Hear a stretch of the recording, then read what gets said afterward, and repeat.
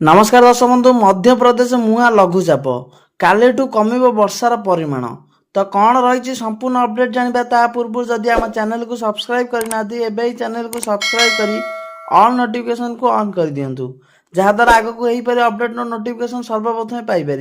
मध्य प्रदेश मुहां लघुचाप बंगोपसागर सृष्टि होता लघुचाप ओडिशा अतिक्रम कर वर्तमान उत्तर छत्तीसगढ़ और पूर्व मध्य प्रदेश उपर केन्द्रीभूत रही। प्रभाव में महानदी उपरमुंड और छत्तीसगढ़ को लगी ओडिशार सीमांतवर्ती जिला गुड़िकर वर्षा जारी रही। लघुचाप जो गत 3 दिन है विभिन्न स्थान में अति प्रबल वर्षा होती।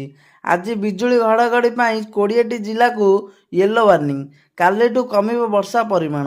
अन्यपटे वर्षा जो वर्तमान राज्य में एकाधिक नदी जलस्तर बढ़िबारे लगी। हीराकुदर जल भंडार 16टी गेट खोल जाइछि।